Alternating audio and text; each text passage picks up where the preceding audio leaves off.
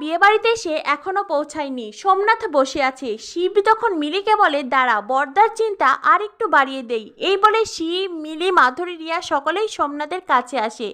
শিব তখন সোমকে বলে, আচ্ছা বর্দা, তোর কি মনে হচ্ছে এই বিয়েটা হবে? সোম বলে, কি বলছিস তুই? একদম ফালতু বকবি না। শিব বলে, আমার না তোর জন্য খুব চিন্তা হচ্ছে রে দাদা। তুই ভাব না, তোর গায়ে ছোঁয়ানো হলুদ প্রিয়াঙ্কা বৌদির গায়েই লাগলো না। গায়ে হলুদ ছাড়া কি বিয়ে হয়? আর তারপরে কনে এখন এসে পৌঁছালো না। আমার তো দারুণ চিন্তা হচ্ছে। আমার বারবার মনে হচ্ছে তুই আবার লগ্নভ্রষ্ট হবি না তো? একবার ভাব দাদা, তুই যদি লগ্নভ্রষ্ট হয়ে যাস, বাবা কিন্তু রিয়ার সঙ্গে তোর বিয়ে দিয়ে দেবে।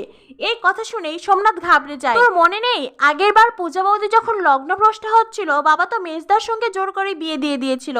তাই এইবার যদি রিয়ার সাথে তোর বিয়ে দিয়ে দেয়, তখনই রিয়া ওখান থেকে চলে যায়। সোম বলে, কি বলছিস তুই? রিয়া বাচ্চা মেয়ে। তখনই শিব বলে, মাধুরীদি কিন্তু আমাদের বাড়িতে ঘুরপাক খাচ্ছে। তাই বাবা যদি মাধুরীদির সঙ্গে তোর বিয়ে দেয়। মাধুরীও তখন সোমনাথকে মেজাজ দেখে ওখান থেকে চলে যায়। সোমনাথ তো বেশ চিন্তায় পড়ে গেছে। তখনই মহারাজের বন্ধুরা এসে সোমকে বলে, মহারাজ আর পূজা বৌদি এখন এসে পৌঁছায়নি। সোমনাথ বলে, ওরা না পৌঁছালেও আমার কিচ্ছু যায় আসে না। মহারাজের বন্ধুরা বলে, তা ঠিক, তবে কনে যদি না পৌঁছায়? সোমনাথ বলে, মানে? মহারাজের বন্ধুরা বলে, না মানে কনেও তো এখন আসেনি।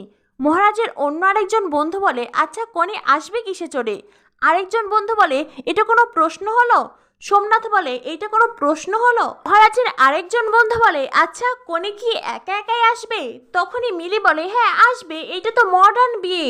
কনে একা একাই গাড়ি সাজিয়ে বিয়ে বাড়িতে চলে আসবে আর বর কনের জন্য অপেক্ষা করবে। এটা তো মডার্ন বিয়ে। তখনই মহারাজের বন্ধুরা সকলেই মডার্ন বিয়ে করে বেশ হাসি তামাশা করতে থাকে।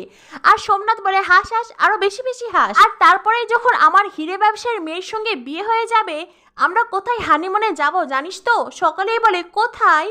সোমনাথ বলে, সুইজারল্যান্ড। আমরা দুজনে ওখানে হানিমুন করব আর তোরা সবাই এখানে হিংসায় জ্বলে পুড়ে মরবি, বুঝতে পেরেছিস? এখন দূর হয় এখান থেকে। এই বলে সোমনাথ সকলকেই তাড়িয়ে দেয়। কিন্তু সোমনাথ বেশ চিন্তায় পড়ে যায়। সত্যিই তো প্রিয়াঙ্কার গায়ে হলুদ হয়নি, এই বিয়েটা হবে তো?